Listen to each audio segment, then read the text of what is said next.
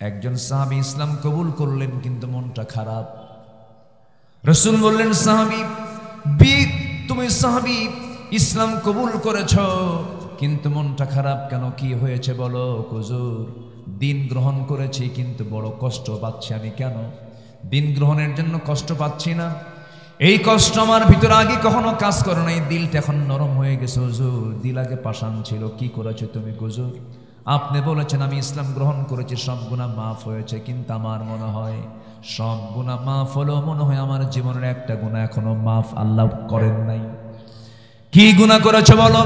হুজুর, নিজের রাতে নিজের মেয়েকে খুন করেছে। রাসূল বললেন, খুন করেছে কেমন করে, একটু শোনাও তো দেখি।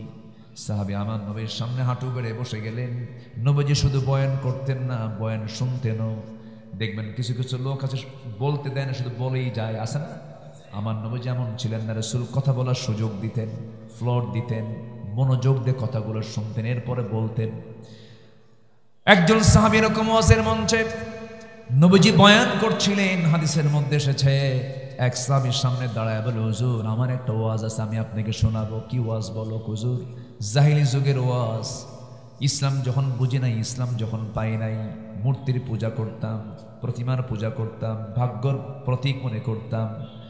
এরকম একটা প্রতিমাকে সঙ্গে নিয়ে আমি সবসময় চলতাম, মূর্তিকে দেবতাকে সাথে নিয়ে আমি চলতাম। লম্বা সফর একদিন বের হলাম, লম্বা সফরে বের হতে নিয়ে শৌচ কার্যের প্রয়োজন হলো।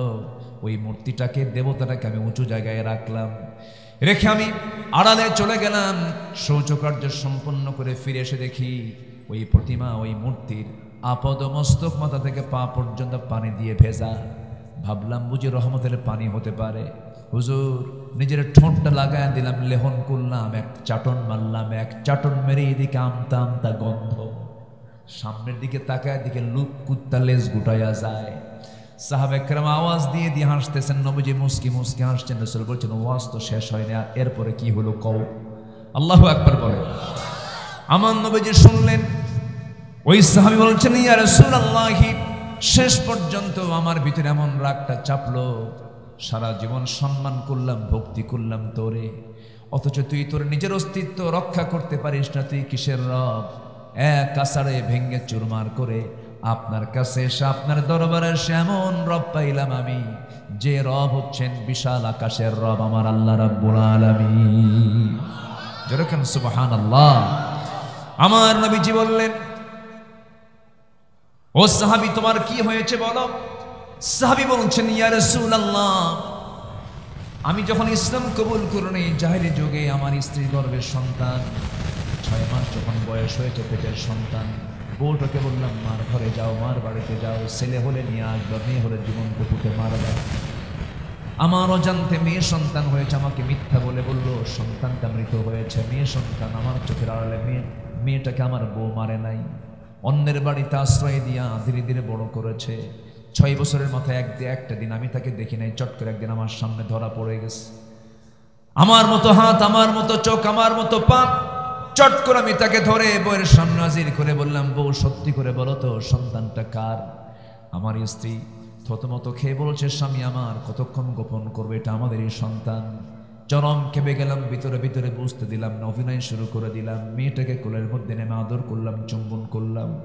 মেয়েটা বলে, মা, আমার মার সঙ্গে, আমার বাবার সঙ্গে তুমি কেন দূরে রাখছিলে তুমি আমাকে? আমার বাপ খুব ভালো মানুষ। আমি মেয়ের হৃদয়ের মধ্যে ঢুকে গেলাম, কিন্তু আমি যা তো পাষাণ বাপ, মেয়ে তো জানতো না। মেয়েটাকে বললাম, চলো মা, নানির বাড়ি তোমাকে ঘুরে আনবো, চলো তোমার নানির বাড়িতে বেড়াতে যাই। বউটা সাজিয়ে দিল, গুছিয়ে দিল মেয়েটাকে। আমি ওই মেয়েটাকে নিয়ে রওনা করলাম, নানির বাড়ির দিকে রওনা না দিয়া জঙ্গলের দিকে রওনা করলাম। জঙ্গলের দিকে রওনা করা মাত্রই মেয়ের মুখটা ছোট হয়ে গেছে, চোখটা ছোট হয়ে গেছে, দিকে সন্ত্রস্ত হয়ে বলছে, মা, আমাকে বলেছিল নানির বাড়িতে নিয়ে যাবে, তুমি বলছো নানির বাড়িতে নিয়ে যাব, আপনি এদিকে নিয়ে যান কেন বাবা? কি হয়েছে আপনার? কিচ্ছু বললাম না। জঙ্গল পার হয়ে গেলাম, মুখটা আরো ছোট হয়ে গেল ভয়ে। কোদাল হাতের মধ্যে নিয়ে ঠিক দ্বিপ্রহর দুপুর বেলা কোদাল মারতে মারতে, গর্ত খনন করতে করতে আমি ক্লান্ত হয়ে পড়ছি। আমার দাড়ির মধ্যে সিটকেসে মাটিগুলো লাগে। মেয়েটা তার ছোট্ট ছোট্ট নখ দিয়ে খিলাল করে করে আমার সেই মাটিগুলো মুছে দেয়, আমার দাড়ি থেকে সেই ময়লাগুলো সাফ করে, আর বলে, বাবা, নানির বাড়ি কখন যাবা? কিচ্ছু বললাম না। আমার শরীর থেকে ঘাম ঝরে, আমার মেয়েটা করে কি গামছা দিয়ে সেই ঘামগুলো মুছে মুছে দিয়ে আমার কোলের মধ্যে এসে বসে পড়ে আর বলেন, বাবা নানির বাড়ি কখন যাবা বলো? কিচ্ছু বললাম না। গর্ত খনন যখন শেষ হয়ে গেল হুজুর, দিলটা কত পাষাণ, দিলের মধ্যে দরদ জাগলো না, আমার দিলের মধ্যে চুল পরিমাণ কোনো মোহাব্বত জাগলো না। মেয়েটাকে বললাম, মা দেখো তো গর্ত খননটা কেমন হয়েছে। আমার মেয়েটা একটা মুস্কি হাসি মেরে সরল মনে গর্তের কাছাকাছি গিয়ে উকি মেরে যখন দেখতে নিয়েছে, পিছন দিকে আমি চলে আসি, সজোরে পিছন দিক থেকে এমন জোরে ধাক্কা মারলাম, এক ধাক্কায় মেয়ে হয়ে পড়ে গেল। সাহেবের যদি একটা সূরা যদি এলোমেলো করে ফেলেন, একটু আগে পরে যদি করে ফেলেন, রুকু যদি লম্বা করেন, রুকু যদি 2টা করেন, সেজদা যদি 3টা করেন, 4 রাকাত নামাজ যদি 5 রাকাত করেন, আপনি যেমন পিছন থেকে লোকমা দিয়ে তাকে সতর্ক করে বলবেন, লোকমা দিলাম, বিধান কিন্তু লঙ্ঘন হলো, ঠিক হয়ে যান, আমি আপনাকে মানব ততক্ষণ যতক্ষণ আপনি আল্লাহকে মানবেন। লোকমা দিচ্ছেন 2বার 3বার, তাও শোনে না, কি করবেন? স্বৈরাচার তো এখনো কি এখন স্বৈরাচার না, ওই সময় তো আপনার মানা যাবে না, ওই সময় আপনার দায়িত্ব হলো। ইবনে হাজার আসকালানী রাহমাতুল্লাহ আলাইহি তিনি বলেছেন, ওই ইমামের পেছনেই যে মুসল্লি দাঁড়াবে তার দায়িত্বটা বেশি হয়ে যায়। সে করবি আগে নামাজটা আগে ছেড়ে দেবে, নামাজ ছেড়ে দিয়ে স্বৈরাচার ইমামের ঘাড় আগে ধরবে। কি ধরবে? ঘাড় ধরে মটকায় দিয়া ঘর থেকে মসজিদ থেকে বের করে দেবে, কারণ সে লঙ্ঘন করেছে কার বিধান? মসজিদের ইমামের ভুল হলে যেমন মুসল্লি লোকমা দিয়ে ঠিক করে ফেলে, সমাজের যারা নেতা আছে, এই নেতাগুলো যদি আল্লাহর বিধান দিয়ে যদি দেশ না চালায়, সমাজ না চালায়, অবশ্যই ওই জনপদের যারা কর্মী, ওই জনপদের যারা ব্যক্তি, তাদের বিরোধিতা করার দরকার আছে না? নাই আছে কি না? এখানেই তো সমস্যা। এখানে কেউ কথা বলে না, খালি তেল মারে। কি মারে? খালি তেল মারে। নেতা আসছে, তেল না মারলে তো অবস্থা খারাপ, তেল মারতেছে। সম্মানিত বন্ধুগণ, আজকে যদি আমরা সচেতন হতাম, নেতাগুলো সব ভালো হয়ে যেত। কিন্তু এই বাংলাদেশে যত পেশার মানুষ বসবাস করে, সকল পেশার ভিতরে, সকল শ্রেণীর ভিতরে যে শ্রেণী সবচেয়ে বেশি মিথ্যা এবং ধোঁকাবাজি করেছে এবং ধোঁকাবাজি করেই যাচ্ছে, কারা বলেন তো? এই তো আমি তো বললাম, আপনি কিন্তু বললেন। এখন নেতাগুলো থাকলে তো সমস্যা না, থাকুক, সমস্যা নাই, আমাদের দোষ আছে তো। চিন্তা করেন, একটা অনিসলামী দল, যে দলের ম্যানিফেস্টো ইসলাম নয়, সেই দলের নেতা বলে যে আমরা আগামীতে ক্ষমতা আসলে পরে মদিনার সনদে দেশ চালাবো। দেখছেন কত বড় একটা ভাউতাবাজি, মুনাফিক। কিসের সনদে? মদিনার সনদ বোঝে? লাকুম দীনুকুম ওয়ালিয়া দীন, বুখারী শরীফের 40 পারা। আগামীকাল ঈদুল আজহার জানাজা নামাজ, জানেন না? এগুলো জানেন না? আপনারা জানেন না? নির্বাচনের আগ দিয়ে কিভাবে বলে ফেললো মদিনার সনদে আমরা দেশ চালাবো। মদিনার সনদে দেশ চালায় নাই, চালাইছে মোদির সনদে। ঠিক কিনা? মোদির সনদে দেশ চলেছে।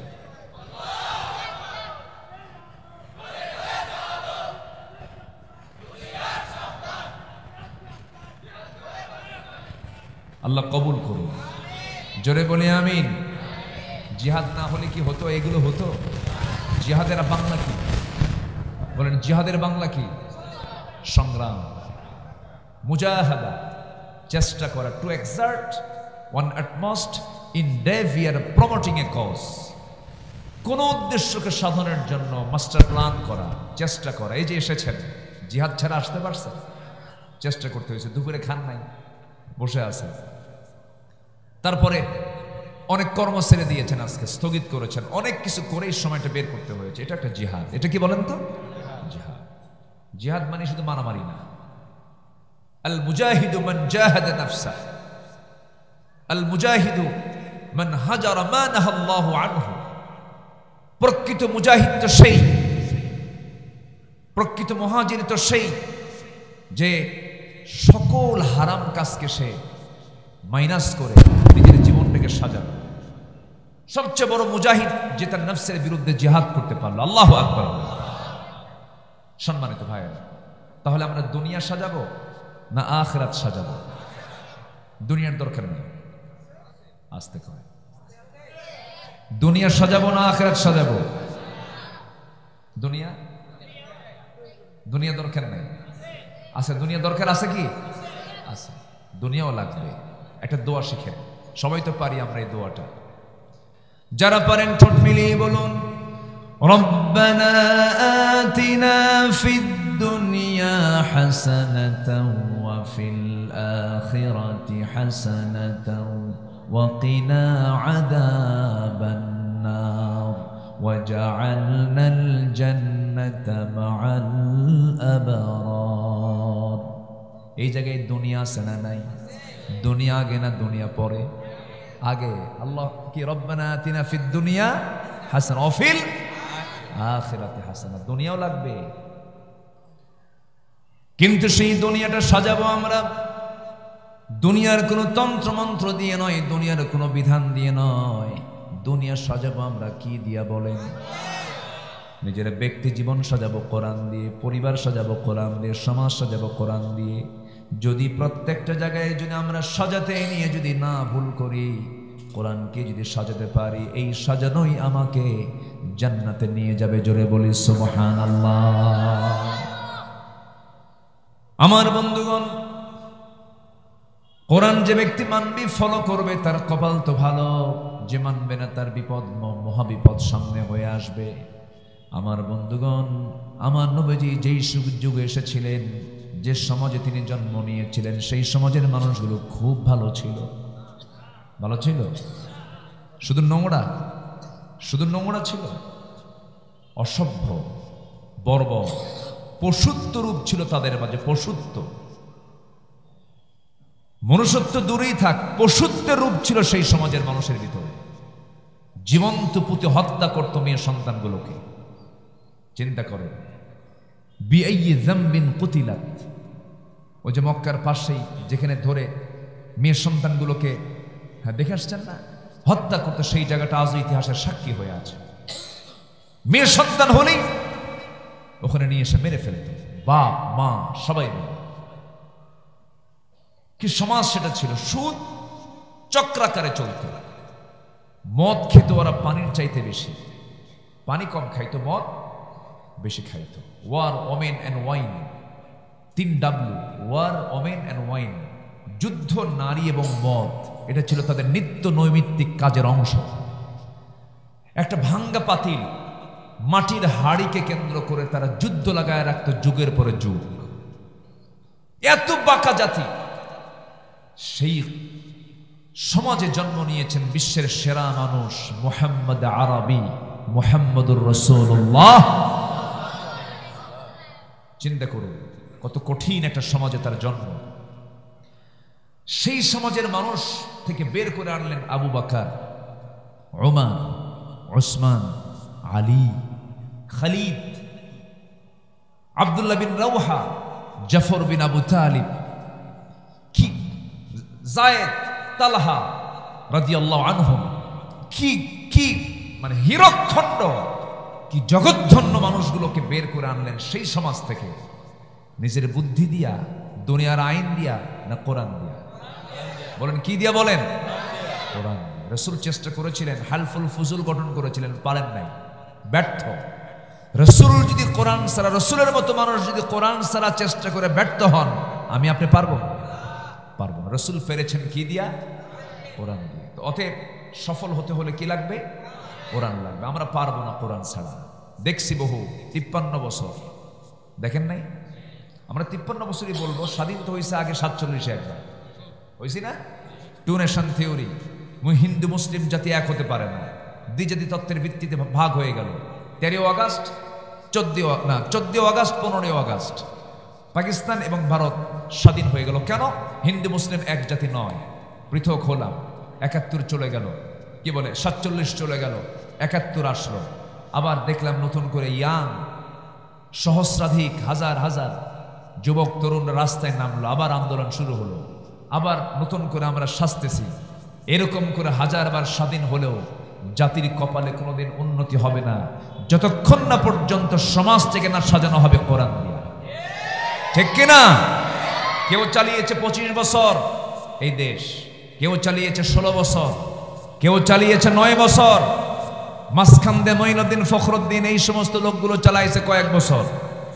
সবাই মুসলমান ছিলেন, কিন্তু ইসলাম দিয়ে কেউ দেশ চালান নাই, রাষ্ট্র চালান নাই, সমাজ চালান নাই। সব দেখা শেষ। আগামীর দেশ আমরা দেখতে চাই কোরআনের দেশ। রাজি আছেন কারা কারা? হাত উঁচু করে দেখা।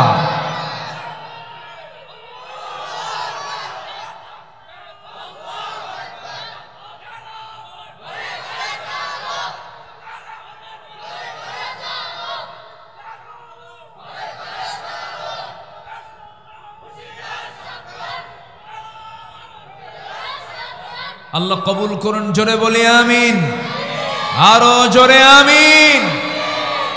আমরা যদি আওয়াজ দেই, সে আওয়াজ হবে কার নাম? তাকবীর, তাকবীর। ওয়ারাব্বাকা ফাকাব্বির। আল্লাহ নিজে বলেছেন আমার নাম ছোট করে নিবি না। আমি কি ছোট? আল্লাহ কি ছোট? আমার আল্লাহর নাম নিতে হবে ভয়ে না সাহসে?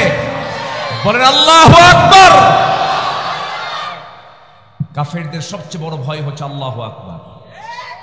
এর চাইতে বড় অস্ত্র আর মুসলমানদের জীবনের দ্বিতীয়টা হতে ইনকিলাবের অস্ত্র মোদের লা ইলাহা ইল্লাল্লাহ। সম্মানিত ভাইয়েরা, আজান চলতেছে, আজান হচ্ছে। আমার মনে আছে গত বছর একটু আমরা বিলম্বে নামাজটা পড়েছি। দয়া করে কেউ ফতুয়া দিবেন না। এটা যেহেতু উঠতে দেরি হয়েছে, শেষ হতে আমরা 10টা মিনিট পর, 15টা মিনিট পরে যদি নামাজ পড়ি, কেউ কিছু বলবেন?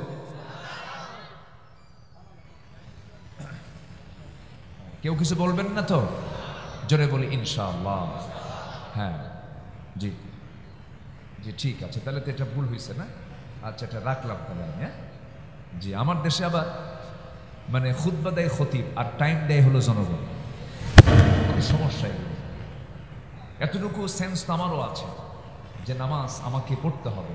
আমার দেশে তো অনেকে আছে, অনেক দরবার আছে নামাজ লাগে না, পানির তলে মোমবাতি বাবা বাতাসে নেবে না, বাবার নামে হালকা দিলে উজু গোসল লাগে না, মোল্লা মুন্সি নামাজ পড়ে মারেফত তো বোঝে না, জুতা পেটা করা দরকার বেদবদের। এই মানিকগঞ্জে কিছু কুলাঙ্গার আছে, এগুলো আছে না নয়? কোথায় যেন এক মাহফিলে গেলাম মানিকগঞ্জে, কোন থানায় খেয়াল নাই আমার, বললো হুজুর এই গ্রামে তো 350 পীর। বললাম এত পীর তো আমারে দাওয়াত দিচ্ছেন, হুজুর একটাও নামাজ পড়ে না। আছে না নাই? আমি পীর বিরোধী না, আমি পীরকে মোহাব্বত করি, কিন্তু খাজা মঈনুদ্দিন চিশতির নাম করে খাজার নামে গাঁজা খাবা, পিটাইয়া সোজা করতে হবে। এখন সময় এসেছে, হাতের শক্ত লাঠি নিবেন, মোকাবেলা করার দরকার আছে না নাই? আমাদেরকে অনেকে বলে হুজুর পীর ধরা কি? আমি পীরকে গালমন্দ করছি না, অবশ্যই শাহজালাল আলী সম্মানিত পীর, খান জাহান আলী শুয়ে আছেন, কিন্তু আমাকে যখন এই পরিবেশ, আজকের এই সমাজের প্রেক্ষাপটে যখন বলে পীর ধরা, আমি কি সোট ধরা? বোঝেন নাই আপনি? সোট ধরা যেমন ফরজ, ওই সমস্ত বেয়াদব বেনামাজি পীরকে শক্ত করে আম গাছের সাথে বান্ধা পিটানো ফরজ। বদমাইশ এগুলো, নামাজ নাই। ওরা বলে তোমাদের কোরআন 30 পারা, আমাদের কোরআন 90 পারা। জোরে বলি নাউজুবিল্লাহ। এগুলো খেয়াল করবো আমরা, সতর্ক থাকবো। এরা হচ্ছে ইবলিসের পাঠশালা, এরা ইবলিসের এজেন্ট, এরা ইমান বিধ্বংসী একটা কামান নিয়ে বসে আছে, ওদের ধারে পাশে আমরা যাব না। জোরে বলি ইনশাআল্লাহ। আমার নবীজি সাজালেন সুন্দর একটা সমাজ, ওই জাহেলিয়াতের অন্ধকার সেই গর্ত থেকে বের করে আনলেন আবু বকরের মতো মানুষকে, ওমরের মতো মানুষকে। এরকম কি চরিত্রের মানুষকে আমাদের সমাজ থেকে বের করা যাবে না? বের হবে না? বের হবে না একমাত্র কি দিয়া? কোরআন দিয়ে, তাছাড়া হবে না। দেখলাম তো কত শিক্ষিত জন দেখলাম। আপনি একটা আলেমকে পাবেন না দেশের টাকা পাচার বাইরে করেছে, কোন ইমামকে পাবেন না। তো দেশের ক্ষতি আলেমরা করলো কোথায়? 11 লক্ষ কোটি টাকা দেশ থেকে পাচার করেছে যারা, তাদের মুখে দেশের প্রেম মানায় না। ওদের অবাঞ্ছিত ঘোষণা করা দরকার ছিল। দেশের সম্পদ দেশে রাখ, চুরি করছিস দেশই তো, দেশে রাখ। চুরি যখন করছিস দেশের মানুষই খাক, সব পাচার করছে বাইরে। এটা দেশের শত্রু, জাতির শত্রু। আল্লাহ হেফাজত করুন। জোরে বলি আমিন, আরো জোরে আমিন। দেশকে ভালোবাসার দরকার আছে না নাই? সবার আগে কি দেশ না, সবার আগে দেশ, সবার আগে ইমান। আগে এখন সবার আগে কি? ইমান। অনেকে ইমান বাদ দিয়ে দেশ করে। সবার আগে কি বলেন? হ্যাঁ, দেশও থাকতে হবে, কিন্তু ইমান সবার আগে। আমার বন্ধুগণ, কি সমাজ সেই সমাজ ছিল। সুদ চলত, মদ চলত, এমনকি মাকে পর্যন্ত বিয়ে করে ফেলতো। নিজের বাবার একাধিক বউ যার ছিল, সন্তান পর্যন্ত সৎ মাকে বিয়ে করত। এত জঘন্য সমাজ ছিল। সেই সমাজের মানুষগুলোকে কি সুন্দর করে ফিরে আনলেন। একজন সাহাবী ইসলাম কবুল করলেন, কিন্তু মনটা খারাপ। রাসূল বললেন, সাহাবী, তুমি সাহাবী ইসলাম কবুল করেছ, কিন্তু মনটা খারাপ কেন? কি হয়েছে বলো? হুজুর, দিন গ্রহণ করেছি, কিন্তু বড় কষ্ট পাচ্ছি। আমি কেন দিন গ্রহণের জন্য কষ্ট পাচ্ছি না? এই কষ্ট আমার ভিতরে আগে কখনো কাজ করে নাই। দিলটা এখন নরম হয়ে গেছে হুজুর। দিল আগে পাষাণ ছিল। কি করেছো তুমি হুজুর? আপনি বলেছেন আমি ইসলাম গ্রহণ করেছি, সব গুনাহ মাফ হয়েছে, কিন্তু আমার মনে হয় সব গুনাহ মাফ হলো, মনে হয় আমার জীবনের একটা গুনাহ এখনো মাফ আল্লাহ করেন নাই। কি গুনাহ করেছো বলো? হুজুর, নিজের হাতে নিজের মেয়েকে খুন করেছি। রাসূল বললেন, খুন করেছে কেমন করে, একটু শোনাও তো দেখি। সাহাবী আমার নবীর সামনে হাঁটু বেড়ে বসে গেলেন। নবীজি শুধু বয়ান করতেন না, বয়ান শুনতেনও। দেখবেন কিছু কিছু লোক আছে বলতে দেয় না, শুধু বলেই যায়, আছে না? আমার নবীজি এমন ছিলেন না। রাসূল কথা বলার সুযোগ দিতেন, ফ্লোর দিতেন, মনোযোগ দিয়ে কথাগুলো শুনতেন, এরপরে বলতেন। একজন সাহাবী এরকম ওয়াজের মঞ্চে নবীজি বয়ান করছিলেন। হাদিসের মধ্যে এসেছে, এক সাহাবীর সামনে দাঁড়ায় বলে, হুজুর, আমার একটা ওয়াজ আছে, আমি আপনাকে শোনাবো। কি ওয়াজ বলো হুজুর? জাহিলি যুগের ওয়াজ। ইসলাম যখন বুঝি নাই, ইসলাম যখন পাই নাই, মূর্তির পূজা করতাম, প্রতিমার পূজা করতাম, ভাগ্যর প্রতীক মনে করতাম। এরকম একটা প্রতিমাকে সঙ্গে নিয়ে আমি সবসময় চলতাম, মূর্তিকে দেবতাকে সাথে নিয়ে আমি চলতাম। লম্বা সফর একদিন বের হলাম। লম্বা সফরে বের হতে নিয়ে শৌচ কার্যের প্রয়োজন হলো। ওই মূর্তিটাকে, দেবতাটাকে আমি উঁচু জায়গায় রাখলাম, রেখে আমি আড়ালে চলে গেলাম। শৌচকার্য সম্পন্ন করে ফিরে এসে দেখি ওই প্রতিমা, ওই মূর্তির আপদ মস্তক মাথা থেকে পা পর্যন্ত পানি দিয়ে ভেজা। ভাবলাম বুঝি রহমতের পানি হতে পারে। হুজুর, নিজের ঠোঁটটা লাগায় দিলাম, লেহন করলাম, এক চাটন মারলাম। এক চাটন মেরে এদিকে আমতা আমতা গন্ধ, সামনের দিকে তাকায় দিকে লুক কুত্তা লেজ গুটাইয়া যায়। সাহাবে কেরাম আওয়াজ দিয়ে দিয়ে হাসতেছেন, নবীজি মুস্কি মুস্কি হাসছেন। রাসূল বলছেন, ওয়াজ তো শেষ হয়নি, এরপরে কি হলো কও। আল্লাহু আকবার বলে। আমার নবীজি শুনলেন। ওই সাহাবী বলছেন, ইয়া রাসূলুল্লাহ, শেষ পর্যন্ত আমার ভিতরে এমন রাগটা চাপলো, সারা জীবন সম্মান করলাম, ভক্তি করলাম তোরে, অথচ তুই তোর নিজের অস্তিত্ব রক্ষা করতে পারিস না। তুই কিসের রব?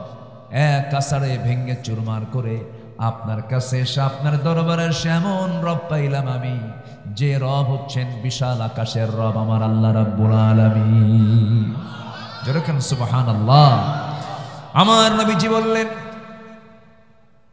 ও সাহাবী, তোমার কি হয়েছে বলো।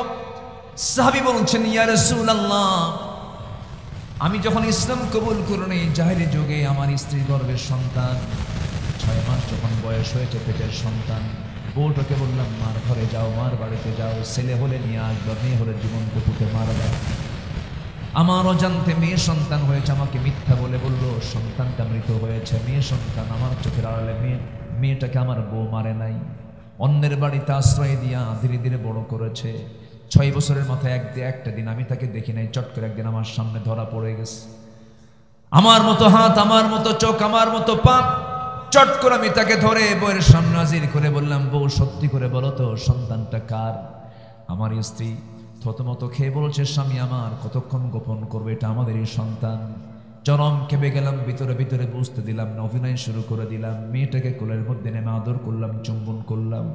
মেয়েটা বলে, মা, আমার মার সঙ্গে, আমার বাবার সঙ্গে তুমি কেন দূরে রাখছিলে তুমি আমাকে? আমার বাপ তো খুব ভালো মানুষ। আমি মেয়ের হৃদয়ের মধ্যে ঢুকে গেলাম, কিন্তু আমি জানতো পাষাণ বাপ, মেয়ে তো জানতো না। মেয়েটাকে বললাম, চলো মা, নানির বাড়ি তোমাকে ঘুরে আনবো, চলো তোমার নানির বাড়িতে বেড়াতে যাই। বউটা সাজিয়ে দিল, গুছিয়ে দিল মেয়েটাকে। আমি ওই মেয়েটাকে নিয়ে রওনা করলাম। নানির বাড়ির দিকে রওনা না দিয়া জঙ্গলের দিকে রওনা করলাম। জঙ্গলের দিকে রওনা করা মাত্রই মেয়ের মুখটা ছোট হয়ে গেছে, চোখটা ছোট হয়ে গেছে, দিকে সন্ত্রস্ত হয়ে বলছে, মা, আমাকে বলেছিল নানির বাড়িতে নিয়ে যাবে, তুমিও বলছো নানির বাড়িতে নিয়ে যাব, আপনি এদিকে নিয়ে যান কেন বাবা? কি হয়েছে আপনার? কিচ্ছু বললাম না। জঙ্গল পার হয়ে গেলাম, মুখটা আরো ছোট হয়ে গেল ভয়ে।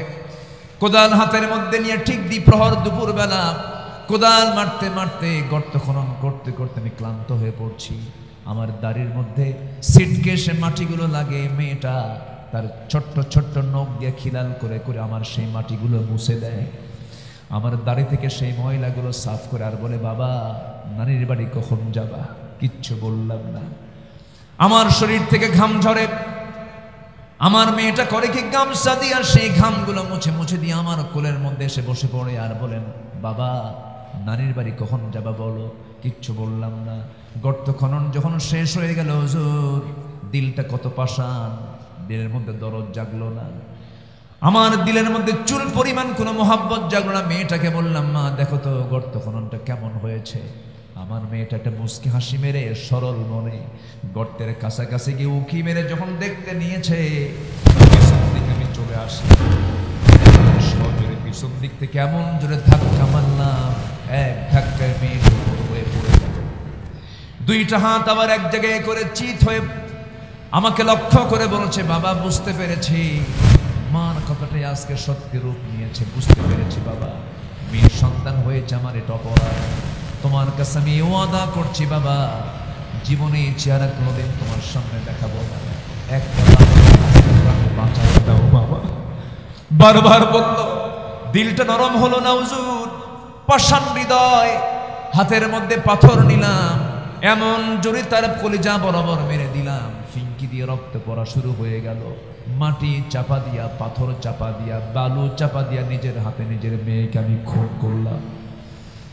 হুজুর, দিন গ্রহণ করেছি কয়েকদিন হলো, কিন্তু মনটা বেজায় খারাপ, মনটা বড় খারাপ হয়ে আছে।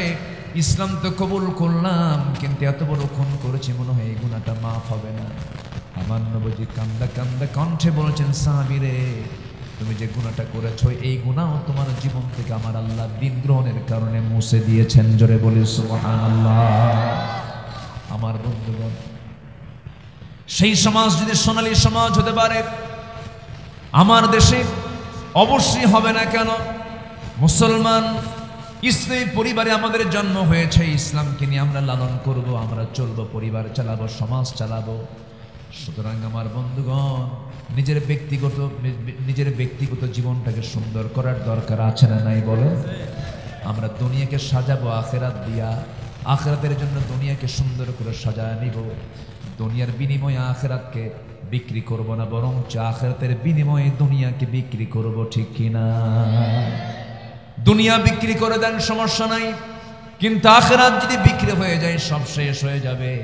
এই জন্য আল্লাহ রাব্বুল আলামিন এক জায়গায় বলছেন, ইত্তাকুল্লাহা ওয়াল তানজুর নাফসুম মা قدمت لغد واتقوا الله إن الله خبير بما تعملون জোরে বলুন আল্লাহু আকবার।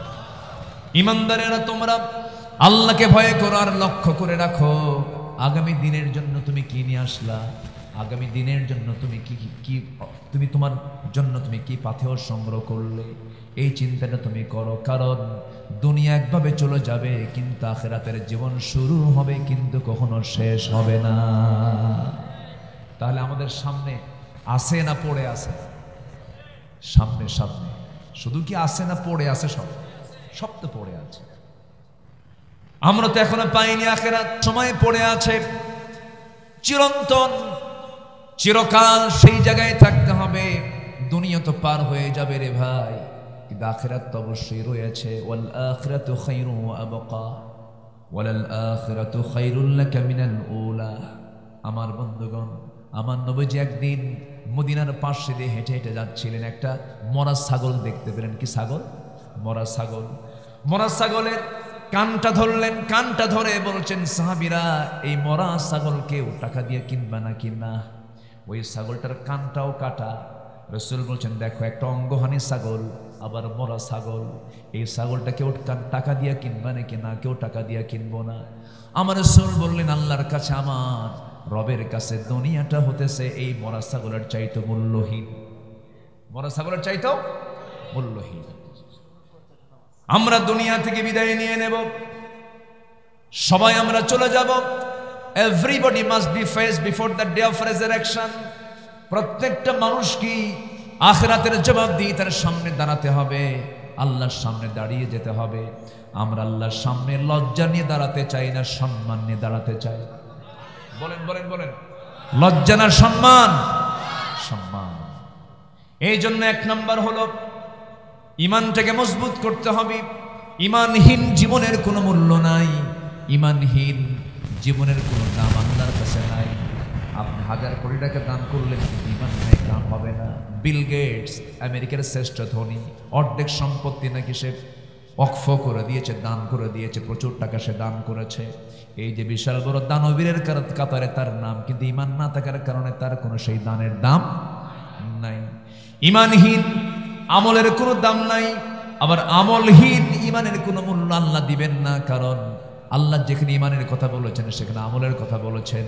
ইন্নাল্লাযীনা আমানু ওয়া আমিলুস সালিহাতি কানাত লাহুম জান্নাতুল ফিরদাউসি নুজুলা খালিদিনা ফিহা লা ইয়াবগুনা আনহা হিওয়ালা। সূরা হুজরাতের 15 নম্বর আয়াতে আল্লাহ রাব্বুল আলামিন বলেন, ইন্নামাল মুমিনুনা আল্লাযীনা আমানু বিল্লাহি ওয়া রাসূলিহি থুম্মা লাম ইয়ারতাবু ওয়া জাহাদু বিআমওয়ালিহিম ওয়া আনফুসিহিম ফি সাবিলিল্লাহ উলাইকা হুমুস সাদিকুন। আল্লাহ বলছেন, প্রকৃত মুমিন তো তারাই যারা ঈমান আনবে, আল্লাহর প্রতি, নবীর প্রতি সন্দেহ করবে না এবং জিহাদ করবে কার পথে? আল্লাহ বলছেন এই সমস্ত বান্দাগুলো হলো সিদ্দিক। এরা কি? সিদ্দিক। আর আমার দেশের এক সিদ্দিক আছে, ও কয় আমার জীবনে কোনো গুনাই নাই। শোনেন না? আপনি শোনেন না? আমার কোনো পাপ নাই, তো এই জন্য আমি আমিন কই না। হুজুররা আমিন কয়, আমি আমিন কই না। এর আগে বলেছিল হজ নাকি মুহাম্মাদের ব্যবসা। যেরকম নাউজুবিল্লাহ, কত বড় বেয়াদব বললে ভুল হবে, আরো বড় কিছু বদমাইশ এগুলো, শয়তানের এগুলো এজেন্ট, ঠিক কিনা? তুবু ইলাল্লাহ ফাইন্নী আতুবু ফিল ইয়াউমি মিআত মাররা। রাসূল বলেছেন তোমরা আল্লাহর কাছে তওবা করো। আমি রাসূল সারা দিনে 100 বারেরও বেশি বার তওবা করি। ফাসাব্বিহ বিহামদি রাব্বিকা ওয়াস্তাগফিরহু ইন্নাহু কানা তাওয়াবা। রাসূল দোয়া চাইতেন, রাসূল মাফ চাইতেন কার কাছে? আর হে বেটা কয় কি, আমার কোনো পাপই তো নাই, আমি আমিন কব কেন? শয়তান এগুলো। আল্লাহ এগুলো থেকে আমাদের হেফাজত করুন, জোরে বলে আমিন। নাম্বার 2, তাকওয়া অর্জন করা। নাম্বার 3, হ্যাঁ নাম্বার 3, ন্যায় প্রতিষ্ঠা করা। নাম্বার 4, আখিরাতের প্রস্তুতি বলতেছি, কিন্তু আমি তো ব্যাখ্যা দিতে পারলাম না। 4-5 দিন মাহফিল হলে ভালো হয়, তাই না? একদিনে মাহফিল তো হয় না, একটু সময় লাগে। আমি এবার আলহামদুলিল্লাহ, যে মাহফিলগুলো 16 বছর বন্ধ ছিল এবার ওপেন হচ্ছে, বলি আলহামদুলিল্লাহ। চট্টগ্রামের প্যারেড ময়দান নাম শুনেছেন তো, যেটা আল্লামা সাইদি দীর্ঘদিন করেছেন, ওই মাহফিল এবার আমি মেহমান আছি। আল্লাহ পাক যেন এই মাহফিলগুলো সফলভাবে করার তৌফিক দান করেন। সিলেট আলিয়া মাদ্রাসার মাঠে মাহফিল 16 বছর বন্ধ ছিল, এবার চালু হচ্ছে, সেখানে মেহমান হিসেবে আছে আলহামদুলিল্লাহ।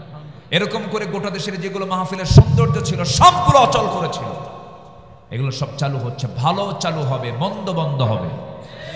এই গ্রামে তাফসীর মাহফিল হচ্ছে, ওয়াজ মাহফিল হচ্ছে, কোনো নাটক হবে না। যুবকরা সাবধান থাকবেন। তোমার হাতে যারা অস্ত্র তুলে দেবে তোমার হাতে যারা নারী তুলে দেবে, জেনার জন্য উস্কাবে, যে নেতৃত্ব তাদের মুখে জুতা মারার সময় হয়েছে, এখন পাত্তা দিবা না। যুবকরা তোমার গ্রামে তালিকা করবা কারা নামাজ পড়ে না, সুন্দর করে প্ল্যান করে তার বাড়ি থেকে নামাজের দাওয়াত দিবে। যে বাড়ির মহিলা অর্ধলগ্ন পোশাক পরে বের হয়, সেই বাড়ির মূল গার্জিয়ানকে আস্তে করে গিয়ে তোমরা যুবক বলবা, আপনার মেয়ে অর্ধলগ্ন হয়ে বের হয়, আমাদের চোখের গুনাহ হয়, বোরকা ছাড়া বের হওয়া যাবে না। তা'মুরুনা বিল মা'রুফি ওয়া তানহাউনা আনিল মুনকার ওয়াল তাকুম মিনকুম উম্মাতুন ইয়াদউনা ইলাল খায়রি ওয়া ইয়া'মুরুনা বিল মা'রুফি ওয়া ইয়ানহাউনা আনিল মুনকার। ঈমানদার হতে হলে সৎ কাজের আদেশ দিতে হবে, অসৎ কাজের কি করতে হবে? বাধা কি বলেন, কি বাধা দিতে হবে। আল্লাহ কবুল করুন, জোরে বলে আমিন। সময় তো খুব অল্প, যতটুকু বলেছি কথা কম না, অনেক কথা বলেছি। নামাজ পড়ি তো আমরা সবাই 5 ওয়াক্ত, আল্লাহ সবাইকে 5 ওয়াক্ত নামাজি বানান, জোরে বলে আমিন।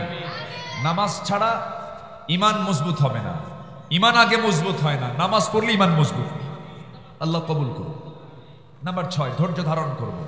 নাম্বার 7, আল্লাহর উপরে ভরসা রাখবো, ওয়া মান ইয়াতাওয়াক্কাল আলাল্লাহ ফাহুয়া হাসবুহ।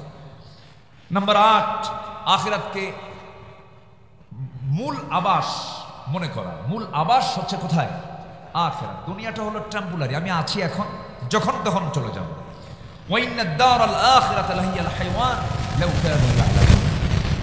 নিজের এবং পরিবারকে জাহান্নাম থেকে বাঁচানোর চেষ্টা করো। কু আনফুসাকুম ওয়া আহলিকুম নার। তওবা করো, তুবু ইলাল্লাহ জামিআন আইয়ুহাল মুত্তাকুন। আল্লাহর পথে ব্যয় করা। নাম্বার 12 হচ্ছে শিরকের অন্তর্ভুক্ত সকল পাপকে নিজের জীবন থেকে মাইনাস করা। শিরকের গুনাহ করলে কোনো ক্ষমা আল্লাহ করবেন না। আল্লাহ ওয়াদা করেছেন, ওয়া মান ইউশরিক বিল্লাহ ফাকাদ হারামাল্লাহু আলাইহিল জান্নাহ। এজন্য আমরা শিরক থেকে দূরে থাকব। আল্লাহ প্রদত্ত একমাত্র সঠিক পথ, ইহদিনাস সিরাতাল ওয়া ইন্না হাযা সিরাতি মুস্তাকিমান ফাত্তাবিউহু। সিরাতুল মুস্তাকিমের পথে আমরা থাকব। নাম্বার 14 হলো আনুগত্য হবে শুধু দুজনের, এককে। নাম্বার 2 হচ্ছে মুহাম্মদ সাল্লাল্লাহু। এরপর আল্লাহ বলেছেন ওয়া উলিল আমরি মিনকুম। ওয়া আতিউ শব্দটা শুধু 2 জায়গায়, আতিউল্লাহ ওয়া আতিউর রাসূল। এরপর কি? ওয়া উলিল আমরি মিনকুম, এখানে কিন্তু ওয়া আতিউন শব্দটা আসে নাই। যারা আলেম ওলামা তারা বুঝেছেন, ফাইন তানাযাআতুম ফি শাইইন ফারুদ্দুহু ইলাল্লাহি ওয়ার রাসূল। যদি পেঁচ দেখো কোথাও যাওয়ার দরকার নাই, সোজা আল্লাহ এবং রাসূলের দিকে ফিরে যাও। আল্লাহু আকবার। বাস। নাম্বার 15 হলো সর্বক্ষণ মহান আল্লাহর সামনে দাঁড়ানোর ভয়ে হৃদয় লালন করা। আমি সব সময় কার সামনে দাঁড়িয়েছি বলেন তো? কার সামনে? কার সামনে? আল্লাহ আমাকে দেখছেন। কান্নাকা তারাহু ওয়া ইল্লাম তাকুন তারাহু ফাইন্নাহু ইয়ারাক। এমন করে যদি চলতে পারি, এটি হচ্ছে প্রিপারেশন অফ আখিরা। আল্লাহ তাআলা আমাদের সবাইকে কবুল করুন, জোরে বলে আমিন, আরো জোরে আমিন। আমি অনেক খুশি হয়েছি, আমাকে আবার আপনারা আমন্ত্রণ করেছেন। গত বছর এসেছিলাম, আবার এসেছি। আপনাদেরকে অসংখ্য ধন্যবাদ জানাচ্ছি। কথা বেশি লাগে না, যে কথাগুলো বলেছে যদি কোনো বান্দা এগুলো আমল করে, কোরআন সাক্ষী জান্নাত পেতে তার বেশি বেগ পেতে হবে। আল্লাহ কবুল করুন। আমি আর কথা বাড়াবো না। নামাজ আছে ফরজ। নামাজ কি? ফরজ। এখন যদি কেউ কিছু আবেগে বলে ফেলেন, এটা ভুল হয়ে যাবে। নামাজ ফরজ রেখে পৃথিবীর কোনো কাজ কোনোদিন বরকতময় হতে পারে না। যতটুকু হয়েছে আমরা বলি আলহামদুলিল্লাহ। মুখতাসার দোয়া হবে, শেখ চলে আসছেন, উনি দোয়া করবেন। আমি সবার কাছে দোয়া চাই, সবাইকে আমার জন্য দোয়া করবেন। আমি সালাতুল আসরটা পড়ে নিয়েছি, আমি আসার আগেই জমা করে ফেলেছি মুসাফিরের কারণে। তো যাই হোক, উনি দোয়া করবেন, সবাই দোয়ায় শামিল হবেন। যাদের ওযু আছে, দোয়ার সঙ্গে সঙ্গে দোয়া শেষ হবে, নামাজে দাঁড়িয়ে যাবেন, মুখে আজান হবে। আজান তো আরও আগে হয়েছে, এখন আজান দিলে মুখে দিবেন। আর যাদের ওযু নাই, ওযুর জন্য কিছু সময় দেওয়া হবে। সবাই নামাজ পড়বো। কারা কারা নামাজ পড়বো একটু দেখি হাত তুলেন, দেখি নামাজ পড়বেন কারা কারা। যে